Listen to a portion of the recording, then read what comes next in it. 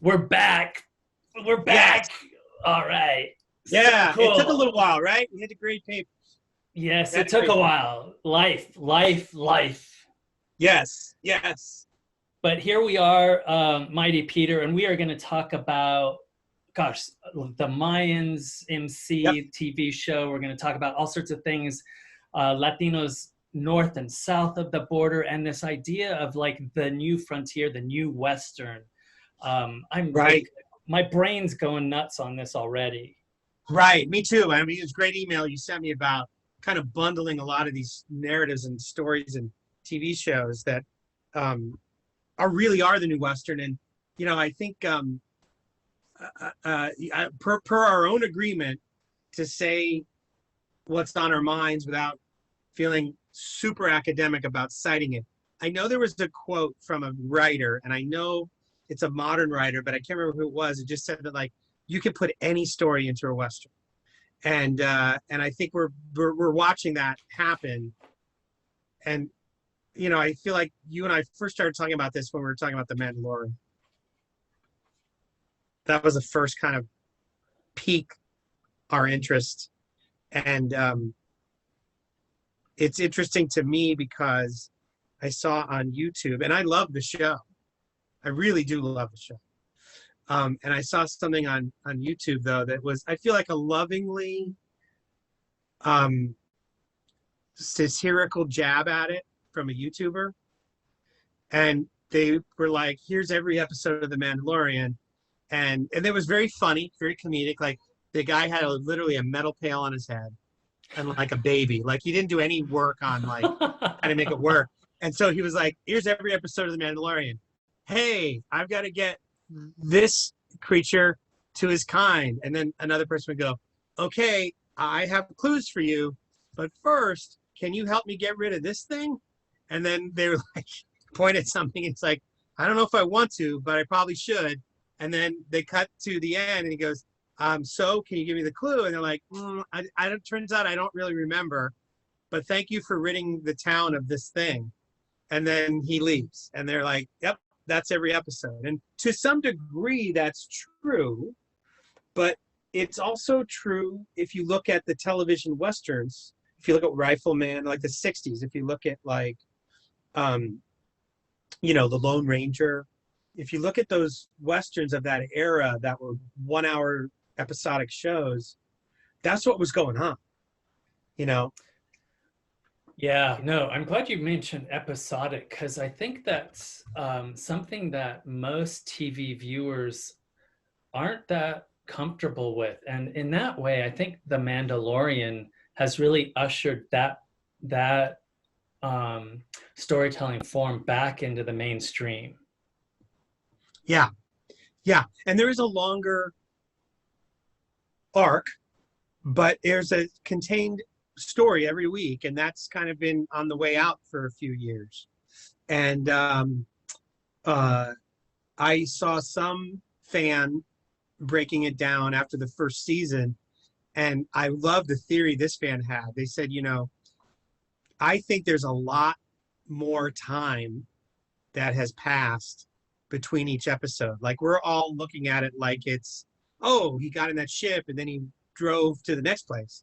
And he goes, I think there's subtle clues laid in throughout that tell you that this was a longer journey than you think, those first 7 episodes, or 8 episodes. And I love that. I love that it's got this contained feeling that you can kind of play around with. And it speaks to me as a writer sometimes. I think when I'm doing longer pieces, and I cut to later, sometimes somebody will ask me, well, how much later? And I'm like, I don't know. I don't know. Just later. Stuff could have happened. Our hero could have gone to dinner and then, for a jog and then home, or he could have gone right home. I don't know. You tell me how long it is. And I kind of like that feeling of like letting you decide. Yeah. Okay. So of a lot of things that I've been thinking about with Mayans MC and Hmm. Mandalorian and El Chicano and the Narcos series, Breaking Bad, Better Call Saul. Okay, so we've got like episodic storytelling where in many instances, Mandalorian especially, you don't have the big character arc, like transformation kind of thing. I mean, even Breaking Bad, it begins with the guy, Walter White, he knows he's got cancer. It's not like it builds up to that place, right? And the transformation is almost, immediate, where he goes from, the Dr. Jekyll to the Mr. Hyde or what have you. But this is kind of my question, Mighty Peter, and maybe like my brain doing too much work on this. What happens to time? You were just talking about time and manipulation of time, that the audience doesn't quite know, like how long time has passed. But what about this idea that somehow the future in the New Western, these shows that we're calling the Neo-Westerns, is an absolute present time? Because you don't get the sense of like, I want to be this tomorrow. It's like, it's just reaction, reflex. And Yes. then the next part of this is, what does it mean that this absolute present time is transposed or given texture through the landscape of the West? Right. Okay. Yeah. Well, the first thing that you talk about is something I do talk about in class occasionally, and its sort of origins in my head are an article written by Umberto Eco, all about Superman. And I think it's even called A Man and Superman or something like that. Have you ever read it? I have, yeah. And he talks about what you're talking about, right? And do you remember the title or not offhand? No, that's good. I love this about us. So he talks about the eternal present, right? He talks about how myths were told in the past, that even when the ancient Greeks gathered around the fire and they talked about Hercules, it started with there was once a man, right? Even then, when Homer was doing his poem, it was, let me tell you the story of this war that happened long ago, right? And Star Wars did that too, a long time ago. But there's been a change in that narrative that, at least in Echo's thoughts, kind of coalesced around the idea of things you and I love, comic books and Superman and Batman. And he said, well, when you read an issue of Superman in Action Comics, it's like, this just happened. This just happened. And then next month, you know what? It happened again, just right now. And I think that in the modern storytelling, it's very rare to have something like Jane the Virgin that throws a narrator into the mix that lets you know that, well, this must have happened a little bit ago because someone's telling me the story, even though that show is set in the present, right? I don't remember them sort of doing any sort of nod to period, but you kind of feel like that. And I think the West, the old West in American psyche is a mythical place that is in the past. And, I could keep drilling down, but like, in Tombstone, the movie Tombstone, which I love, and what a mess that movie is, but I love it. It had such a troubled production. I think the director bailed or got fired, and the story is Kurt Russell kind of directed the rest of the movie.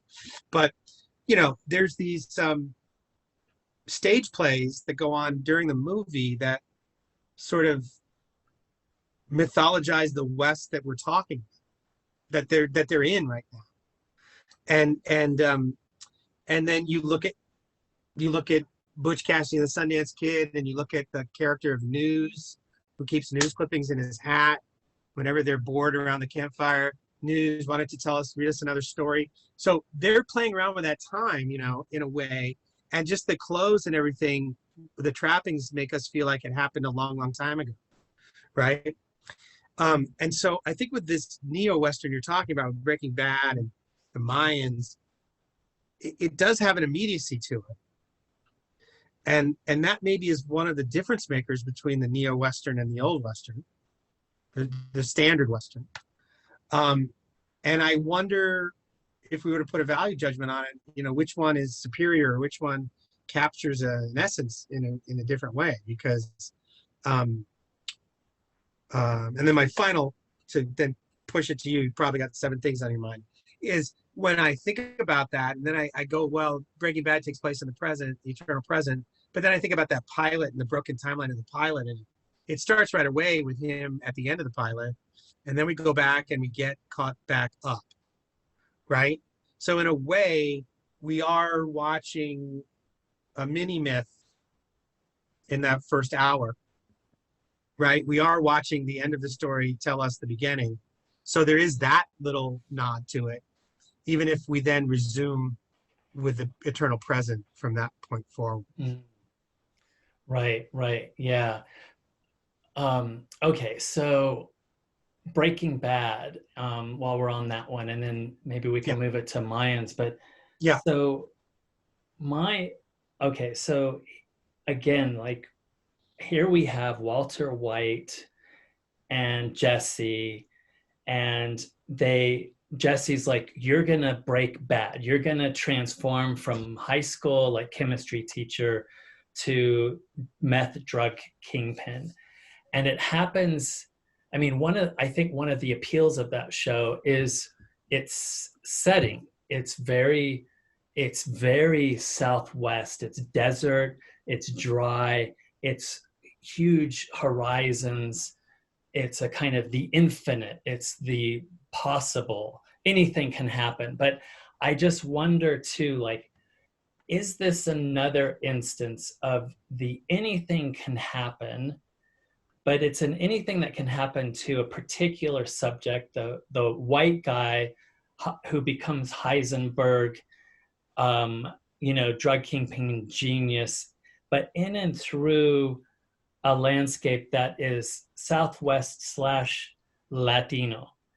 And what does that mean in terms of kind of the new Western, we might call it culture side, where it's part of kind of mainstream storytelling that, eliminates or, crushes our stories to allow for this transformation of kind of whiteness into badness.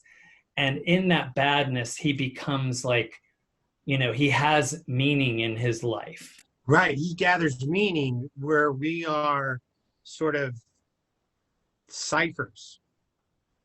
We represent the status quo in that world. Right? Yeah. If you walk into a bar, and that's been for a long time, right? You can go to the 90s Westerns, you can go to the 80s Westerns, the 70s and 60s Westerns. Like, you walk into a bar and there's going to be some bad characters, there's bad hombres there, and they let us know this is a bad town and these are bad people. And, like Breaking Bad is watching Walter White become the drug kingpin and displace who? Who does he displace? Well, he displaces Tuco at first, right? But then he displaces Giancarlo, who's playing Nicaraguan, I think, or Dominican. Panamanian or Colombian. Panamanian. Anyway, yeah. Yeah, and so it is the white sort of, it's gentrifying drugs, is what it is. And it gave, you're right, it gave his life meaning. But did anyone, there's a lot of scenes in Breaking Bad I think about where Gus is getting an award for sponsoring Little League teams or for donating money to the police, right? And I don't know if it's such a great show. I don't want to say there's anything wrong with that show, but it just makes me think, as you bring these things up in my mind, I'm like, what about Gus's family? Did he have one? Is there a wife that misses him? Like, what was his meaning in his life? Because he was sort of a very great supervillain, if you want to make him a comic book character, who had almost no weaknesses, preternatural understanding of everything, arrival from the shadows right when he needed to be there. But what was his meaning, and his journey? And I think there was flashbacks at the end of his life that showed us how he got to that position, and it involved a partner. And was it a life partner? Was he gay? Was that a revelation, if I'm not mistaken? I think, yeah. And so right at the very end, we gave him meaning, Mm-hmm. As opposed to Walter Wright, who's in search of meaning the whole time. And Mm-hmm. I just think that's a very, very dominant culture narrative. So while we're on this of like south of the border, north of the border Latino, so I'm also noticing, and I don't know if you are, Peter, that, okay, so we have it in the Tax Collector, we have it in the Narco series, we have it also in the Mayans MC with Gallardo, right? And where, or even Ozark, S.A. Morales, right? Playing the drug kingpin there. Very clean cut, seemingly educated, south of the border sociopaths. And in that way, like in that sense, a kind of almost like, well, Gus in a way too, right? Where it's their presence here is like the person, like the Latino next door that looks clean cut, but is actually the wolf in sheep's clothes, right? The undesirable, the bad hombre, versus like there's a sense that in Mayans MC, like with EZ, that almost like even in the Tax Collector, if you take on the vigilante, the one who will protect the family or the village, let's say, the kind of American vigilante, the one with, the gunslinger vigilante, you somehow kind of, you're acceptable, you're more desirable as a Latino, right? Yeah. Yes, you are. It's you are protecting what's yours, right? And for the moment, we can forget that you have built what's yours on the bodies of your own people, right? And it's so complicated because I think we're not given the full development very often, and I'm very hopeful about Mayans. I'm watching it. I'm midway through the season, and I'm hopeful. I love the complexities that are easy, his past with the woman who's now with the kingpin, with a sociopath, the FBI or that part of it. Like, I'm very interested in Easy because he's a very complex character. Yeah, so that's okay. So that kind of begs another question, which I want us to get to, and you especially, given that you're a writer and you think so deeply about characterization. There's almost something Shakespearean about Mayans MC, and there's also like my big question is like, why would we watch like Mayans MC or Ozark or any of these shows? Is it to experience like these insane levels of stress to make our kind of everyday experience more palatable? Is it that we like want to see kind of hard-bodied sociopaths, or is there something just kind of magically Shakespearean, if you will, about the journey of EZ? Yeah, that's a great question. I do think when you say Shakespearean, you mean high drama and intrigue. And I think, that's certainly part of it. But I think different audiences are hungry for different things. Like, I don't know that in my lifetime I've come across a Mexican American biker gang. Have you? No. Okay. And I grew up in a lot of different neighborhoods, and I know I have an uncle who was a lowrider. Like, I have different relatives who are involved in different communities, but never that. Now, occasionally, when I would go down Crenshaw Boulevard here in Los Angeles, when the boys were little and we would go to Little League games, I would see black biker gangs parked at this one parking lot. And I always thought, oh, that's interesting. Like, you're a motorcycle club, and you're very different than the Hells Angels or the different ones I know about. So it's not that I don't think they don't exist, but I think that there is the intrigue, the palace intrigue of an organization, a crime organization, and what is their code? It goes all the way back to the mafia. The code of, like, I'm not going to hurt the women and children in my neighborhood, but I will put an ice pick through your eye if you cross me. It's just business. There's a very historical romanticism of crime.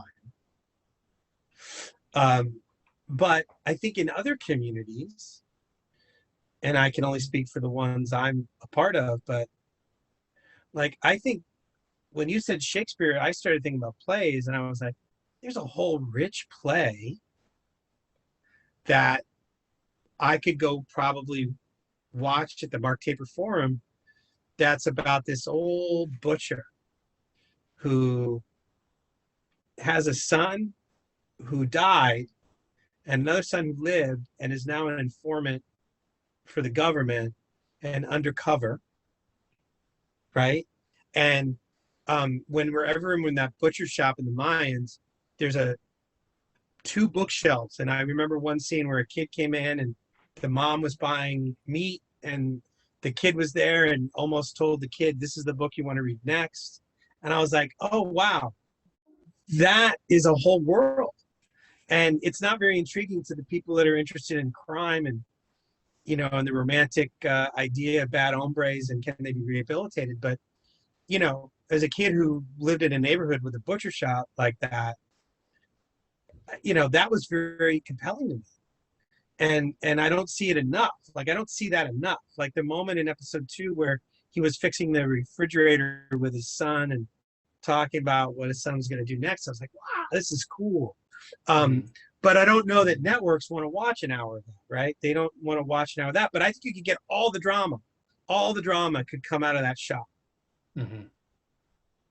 Yeah, that's interesting. It's the carniceria and the barber shop, right? And Eddie Olmos, I like that I mean, gosh, it's so, I mean, talk about Shakespearean, the kind of gravitas, the pull, the magnetism of him, in that space as Felipe the dad, and storytelling. Okay, so it's been a while since I saw SOA, and I know there's some overlap between Sons of Anarchy.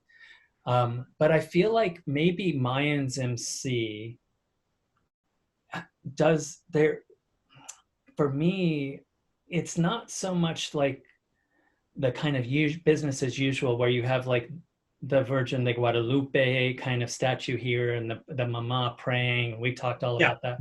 It's there.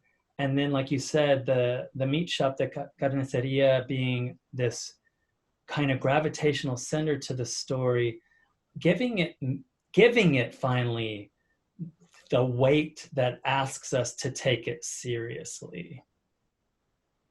Yes. And I'll give you another location in Mayans, and we'll go back to the West then. I can get us back to that trunk. When the Mayans is in that shop, it feels really real to me. When the Mayans are in the Mayans clubhouse, which is down that alley with those incredibly wrought iron tooled gates and symbols, and when they're in the clubhouse with that table that's riveted, the leather that's riveted together, it all feels a little bit to me like somebody went shopping at the Harley Davidson store at the mall. Right? In my mind, whether it's accurate or not, it feels like if a biker club had a real clubhouse, would it look that nice? Would it be that organized? I don't know, right? I feel it's very real when they go to the garment factory. However, when they go upstairs where they interrogate and torture informants, that feels like the Hollywood set of, hey, we got to have a place for the bad guys to do biz. And that doesn't feel right. It doesn't feel real. Like they call it the pew, and I'm like, why is there a pew up there? It's not a church, it's a garment factory. How'd that get up there? And I will say to you, like, when you think about where bad guys do bad things, and you think about like Reservoir Dogs and in that warehouse where they were hiding out, like that felt very real, right? By the time Michael Madison got around to torturing that cop, it was like an office chair from the office in the warehouse, like a with tape they have, and like it just all felt like, yeah, that's real. So I think there's some fairy tailing going on, and I think when you grow up in Arizona like I do, and you know, Old Tucson was a movie set that was just down the road, and then you go to Tombstone on a day trip, and you see like what the buildings are like that are still standing from then versus the movie sets. There are very performative places that, you know, the bar with the swinging doors, the jail that's got like one cell and a desk, you know, and a rifle rack behind it, and it's very much stock stuff. So I think that the neo-Western has to have those stock places, but I think some people are hungry for when you go, that looks real. I'm interested in that. Mm-hmm.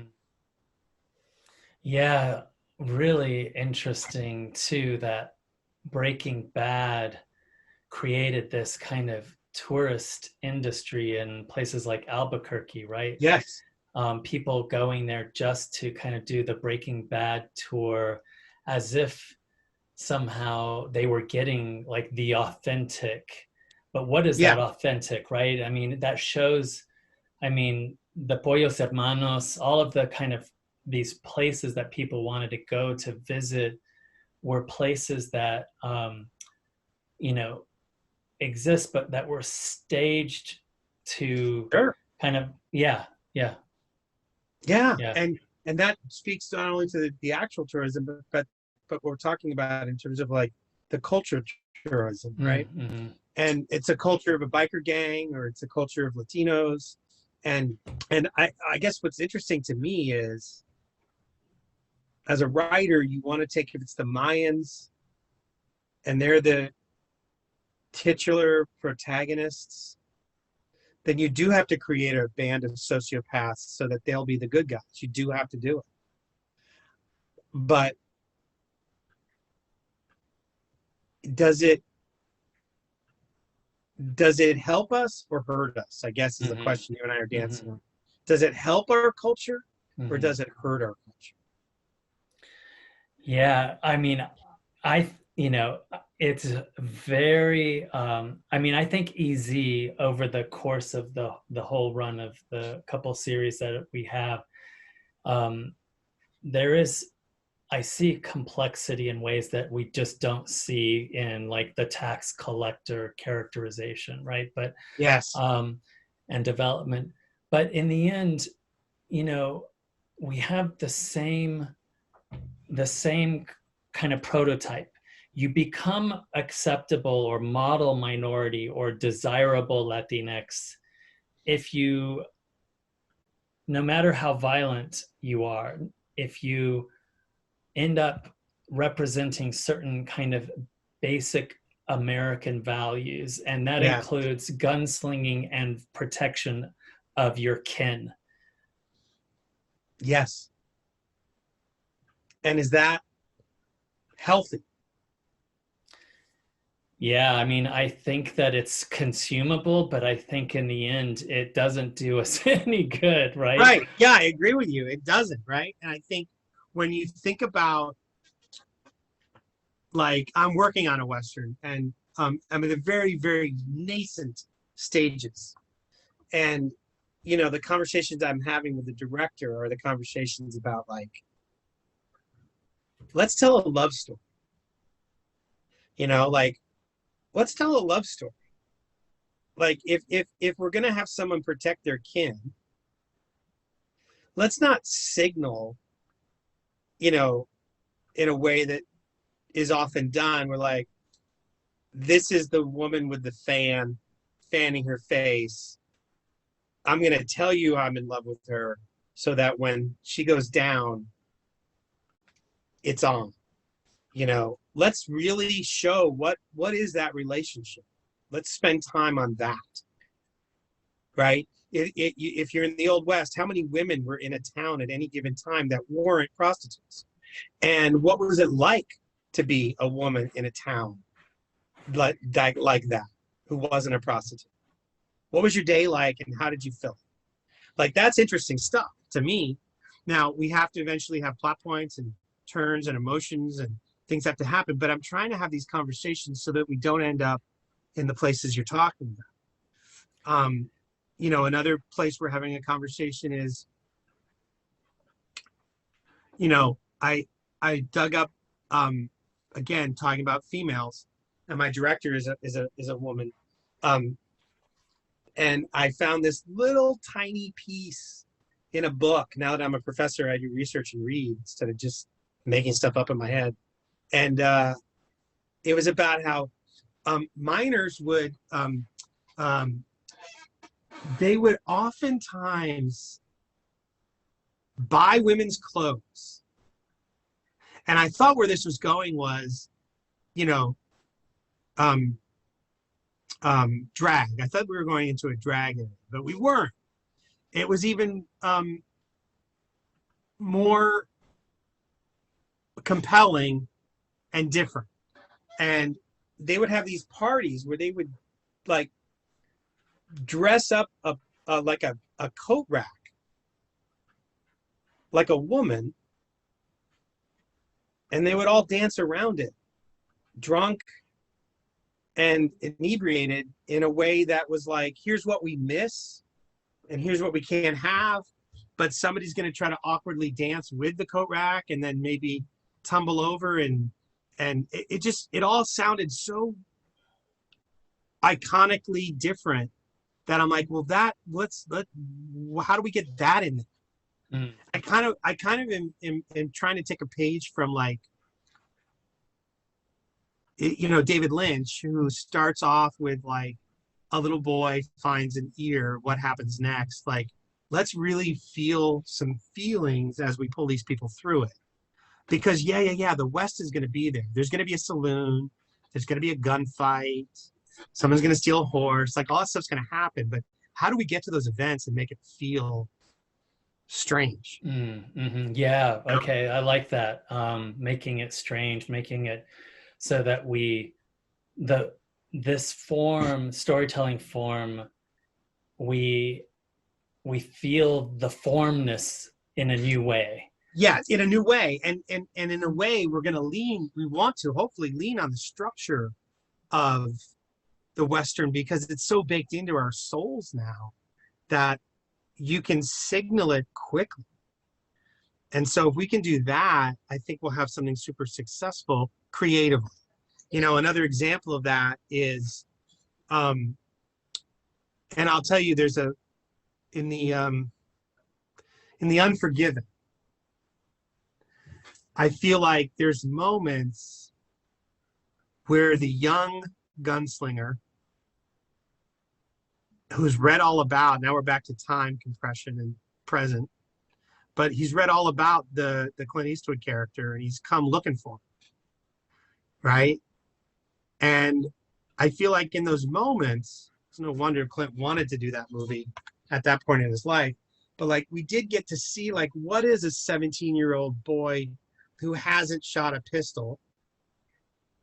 What does that look like? Pretty nerve-wracking and off target and not good, you know? Because I think there's also that part of the Old West where you're like, well, if you're a man in the Old West, you must know how to shoot a rifle and a pistol, and, you know, or you're a dandy from back east who can't do anything, right? But there's all these things in between, right?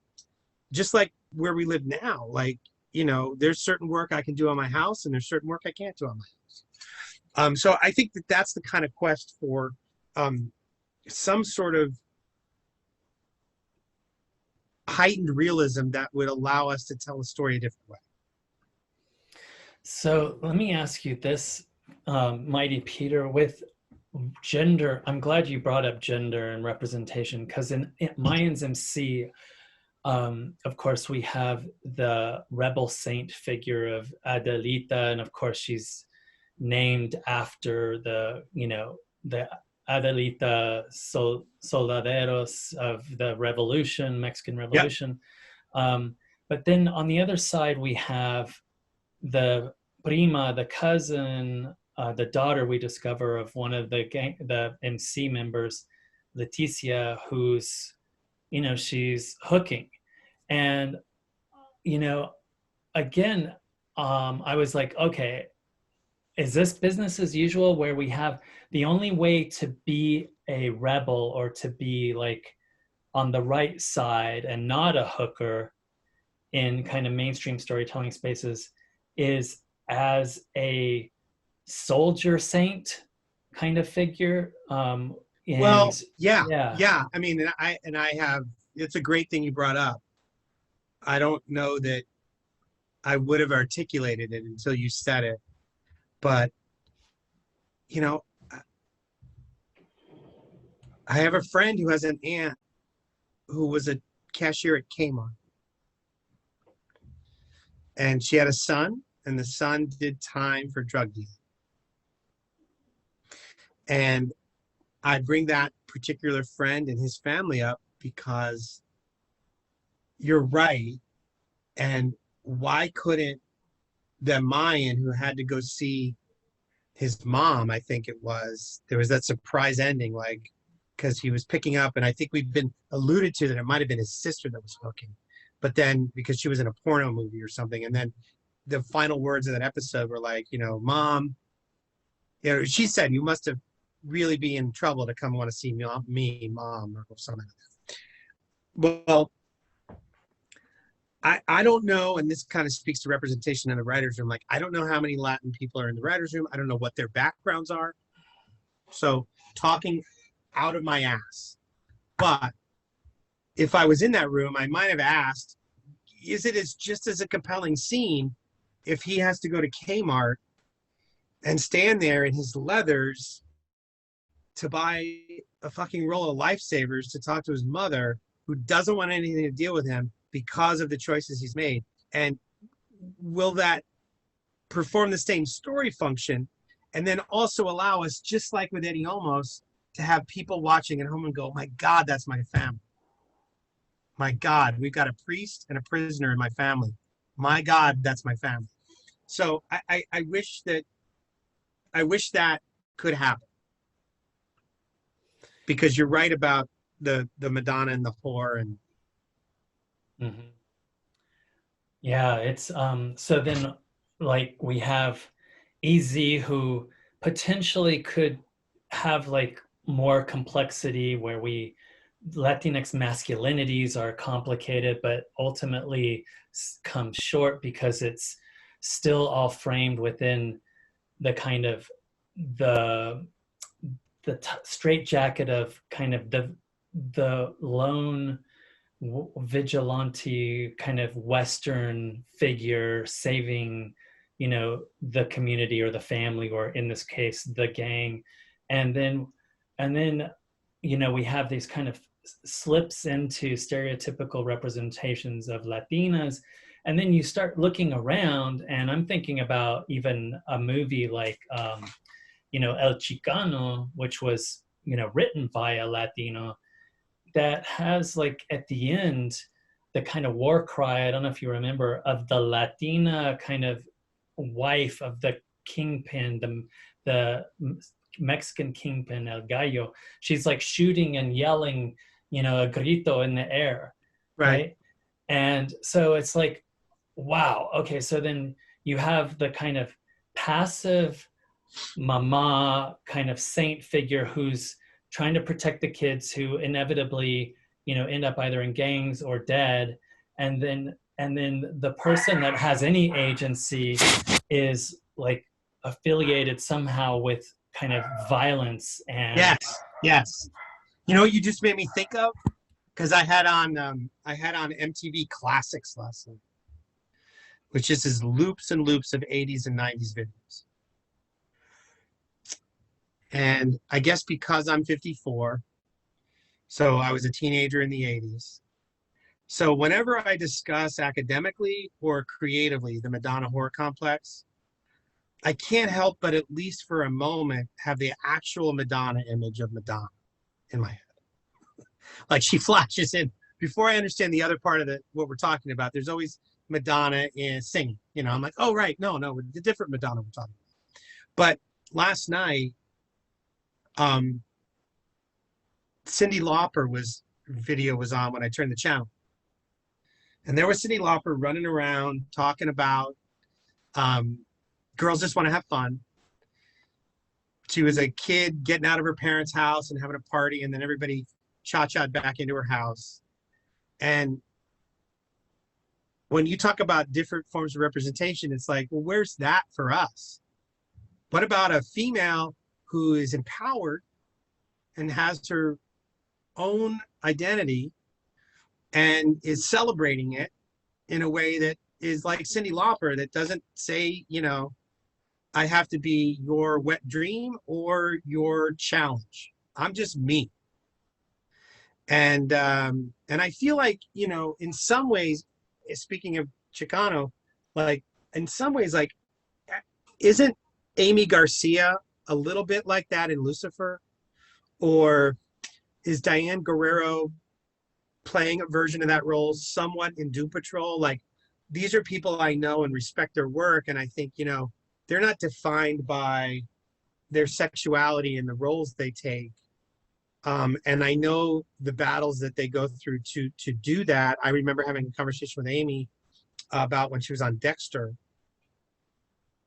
and she said that she, and I think it's in print, I'm not really outing anybody, but you know, they wanted to put her in a bikini, right? She was the nanny, I think, and put her in a bikini, and she had long conversations and eventually got around to like, I'll wear a swimsuit top, but if I do, then I'm also, because I'm a student, I want to be working on one of my textbooks by the pool. And so I think that that kind of thing that goes on, that an actor has to really push for, is important. You know, and then I'll go back to Mayans and say, I think Emilio, by the way, Emilio Rivera in Mayans, I find his work very interesting. When we talk about neo-Western, like, I find him to be very Clint Eastwood-esque in a way that is a way station on the way to individuality. Like, he's the leader from up north. He's not the lead. He doesn't speak a lot. We don't know a lot about him, but we also don't see how he falls in terms of how violent he wants to be or not be, how trapped by culture he is or isn't.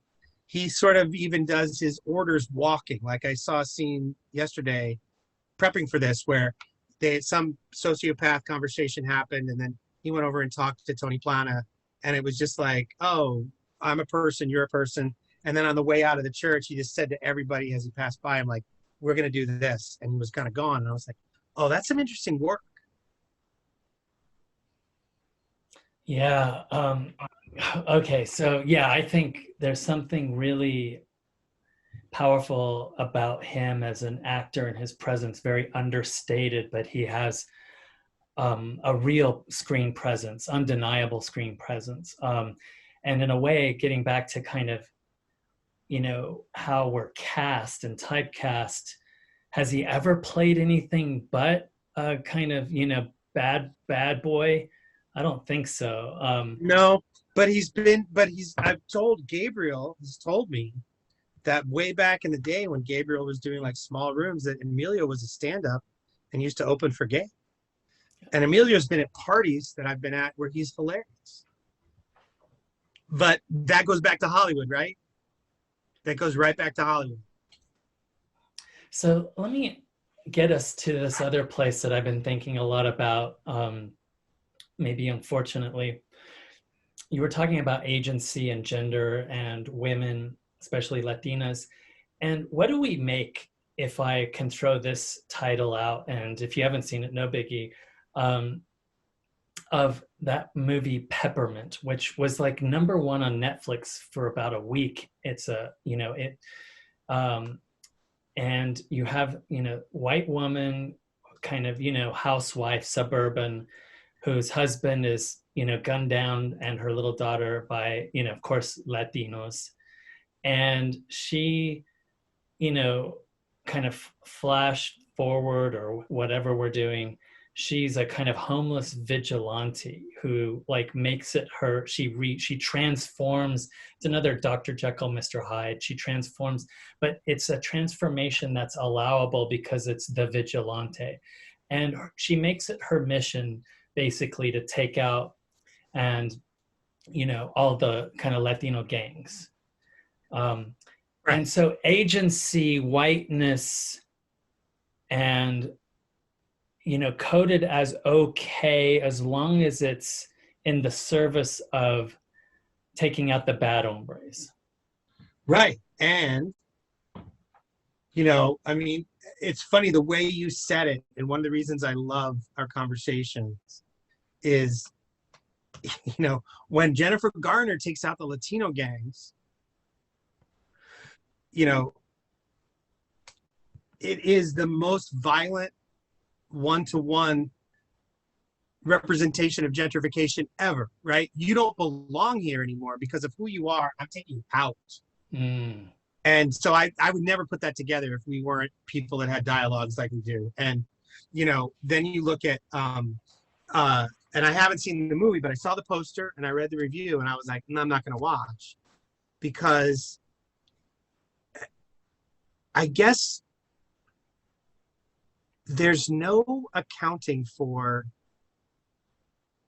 people's desire to consume violence, and also someone to tell them, here's how you should think about these people. Here's how you should think about these people. And as you said, the model minority, in the best case scenario, one of them will rise up to take the others down, because they're a bad example, by the way. And when they do, we can point to that one. That's the one. That's the one we like. And you know, what bothers me most about all of it is how Emilio Rivera can't be the lead. As much as I love Easy, you know. Mm-hmm. I see what you're going there. Yeah. Yeah. Why can't he be the lead? Clint Eastwood can be the lead and have 7 lines of dialogue, and the Mandalorian can be the lead and barely speak ever. And why can't Emilio carry that? Why can't Danny Trejo? You know, why does Danny Trejo have to wait till he's this old to be in Machete by himself? You know, to me, what's crazy, I mean, as we probably try to wrap up soon, but like, what's crazy to me is Danny Trejo's real life, which I tried to capture in a pilot for ABC. They didn't want it, but it's like, that guy is the guy who sells a bad hombre t-shirt and then makes donuts and gives them away to hospital workers, and also goes to church, and also is a motivational speaker, and also signs a woman singer to his record label who sings like in the style of the old lowrider oldies. Like, that guy is deep, and we don't know what to do with that story. And no one, I mean, I do, but I don't know that anybody else does.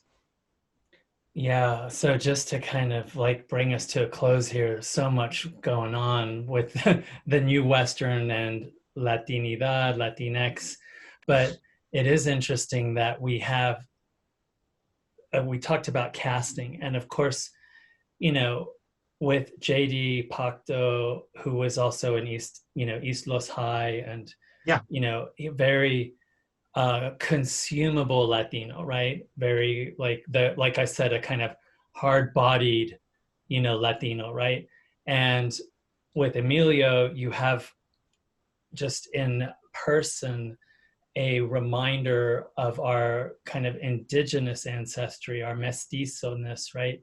And the kind of casting that has happened in and around that to always fit that Trejo, that, you know, Rivera kind of into a box that's all that is contained by badness. There's no redemption for them, right? Yeah, no, and you just got me excited because I'm like, you know, it's all the bad things we're talking about, but it's like, you know, Emilio Rivera deserves to be and have his soprano. He deserves Tony Soprano. If we're gonna cloak him in badness, fine. But that Vato can cry. He can dance. You look at his Instagram and you talk about the reverence he has for his family there's real reverence for it. When you speak to him in person and he talks about becoming sober, his gregariousness, his ability to talk to you about what's a good cigar and a bad cigar, like Tony Soprano was allowed to be all these things, right? Yeah, so man, neo-Westerns, Latinos, displacement, reconfigurations, regenerations of whiteness, culture side, time displaced and kind of morphed into landscape. Man, there is a ton here. I know, right? We did it. We always Awesome. wanted a ton and we always have a ton, and I love it. And I think that, you know, it's inspiring when we talk about these things. I hope people listen and are inspired and watch are inspired, and like, you know, it's just time. It's just time, you know, and we can't sleep on it and we can't rest on it. I would say this, support shows, support books, and support movies that are made by us. Just please support it. You know, I think that's the thing. I've been doing little watch parties. We watched the first episode of Selena with this group I'm a part of, and then we did the same thing with Iglesias, and we're going to do something next week again, like, because we decided we didn't want to be on social media when things are in danger of being canceled. We didn't want to rally cry. We were like, let's just celebrate. Let's stop waiting until it's the fourth quarter. Well, Mighty Peter, as always, this was amazing, and I can't wait for our next episode. Me too. Speak soon.